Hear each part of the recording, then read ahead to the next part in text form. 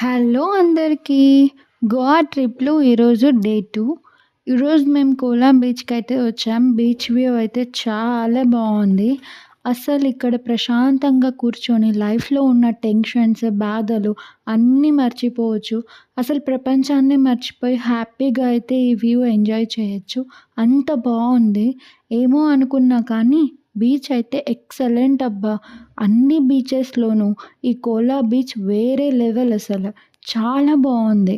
మేము morning tiffin తిని 11:30కి ఆ టైంకయితే మేము కోలా బీచ్‌కి బయలుదేరాం.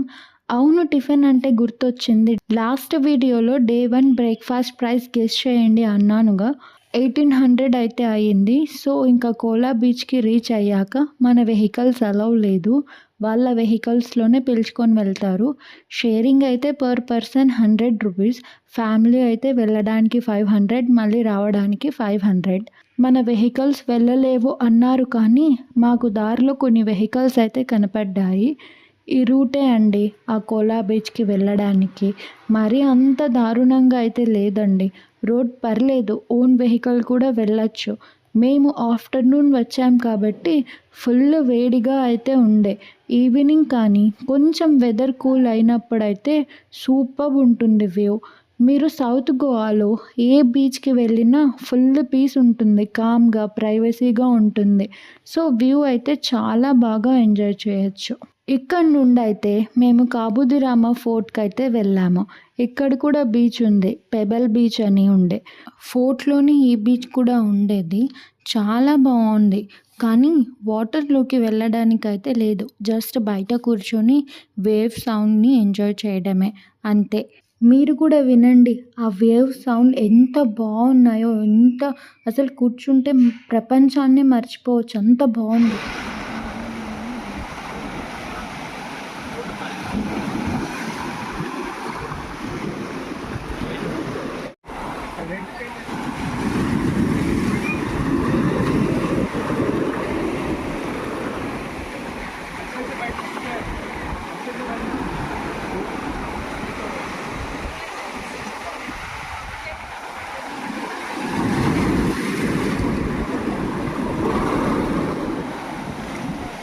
ఇదే అండి ఆ ఫోర్ట్. ఫోర్ట్‌లో ఎంటర్ అవ్వగానే అక్కడ పోలీస్ వాళ్ళుంటారు. మన ఐడీ ప్రూఫ్, ఆధార్ కార్డ్ అయితే చూపించి లోపలికి వెళ్ళాలి.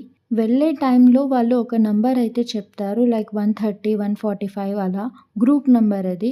మళ్ళీ మనం రిటర్న్ వెళ్ళే టైంలో వాళ్ళకి ఆ నంబర్ అయితే చెప్పి బయటకైతే వెళ్ళాలి. లోపలికి ఎంటర్ అవ్వగానే ఒక చర్చ్ అయితే ఉంటుంది. లోపలికి వెళ్ళొచ్చు అనుకుంటా. మేమైతే వెళ్ళలేదు. అలాగే స్ట్రెయిట్‌గా వెళ్తే కొంచెం దూరంలోనే రైట్ సైడ్ మనకి ఒక దారైతే కనబడుతుంది. అదే పెబెల్ బీచ్‌కి వెళ్ళడానికి దారి. చాలా స్టెప్సే ఉంటాయబ్బా దిగడానికి. ఆ ఎక్సైట్‌మెంట్‌లో అయితే ఏమనిపియదు కానీ మళ్ళీ రిటర్న్ ఎక్కే టైంలో చుక్కలైతే కనబడతాయి.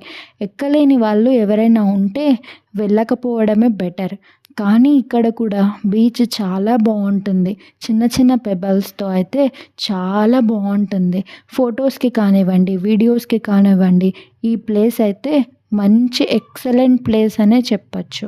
చూడండి ఎన్ని స్టెప్స్ అయితే ఉన్నాయో, అన్ని స్టెప్స్ దిగి ఎక్కేలోపు అంతే, ఇంక పనయిపోతుంది. కానీ బీచ్ వ్యూ అయితే చాలా బావుంటుంది. మీకు ఒంట్లో ఓపిక ఉండాలే కానీ ఇక్కడ తిరగడానికి, ఎక్స్‌ప్లోర్ చేయడానికి చాలానే ఉంది. నాకైతే ఈ ఎండకి, వేడికి ఎక్కి దిగేలోపే నా పనైతే అయిపోయింది. ఇంకా అసలు నా వల్ల కాలేదు. గోవా సమ్మర్‌లో కంటే వింటర్‌లో చాలా బావుంటుందేమో తెలీదు గానీ, ఈ సమ్మర్‌లో అయితే చాలా వేడి అసలు. ఎక్కడికెళ్ళినా హ్యూమిడిటీ, హ్యూమిడిటీ, హ్యూమిడిటీ. మీరెవరైనా ప్లాన్ చేసుకుంటే సమ్మర్ స్టార్ట్ అవ్వక ముందే ప్లాన్ చేసుకుంటే బెటర్. ఇక ఈవినింగ్ అగౌండా బీచ్‌కైతే వెళ్ళాము. ఈ బీచ్ కూడా చాలా పీస్‌గా చాలా బావుంది. ఇంకా ఆఫ్టర్‌నూన్ లంచ్ చేయలేదు. చాట్‌జీపీటీకి సౌత్ గోవాలో బెస్ట్ బేకరీ ఏది అంటే జర్మన్ బేకరీ అనేసి చూయించింది. ఇంకా అక్కడికైతే వెళ్ళాము. అది బేకరీ తక్కువ, బార్ అండ్ రెస్టారెంట్ ఎక్కువలాగా ఉంది. ఇంకా అక్కడ అసలు కార్ పార్కింగ్ కూడా ప్లేస్ లేదు. చాలా చిన్న ఏరియాలో అయితే ఉంది. ఓకే. పర్లేదు, ఇంకా ఫుడ్ వెళ్ళాం కాబట్టి ఇంకా ఫుడ్ తినేసి ఇంకా రూమ్‌కైతే వెళ్ళిపోయాము. ఇలా అయితే మా డే 2 అయితే కంప్లీట్ అయింది. రేపు నార్త్ గోవాకైతే వెళ్తున్నాం. Thanks for watching.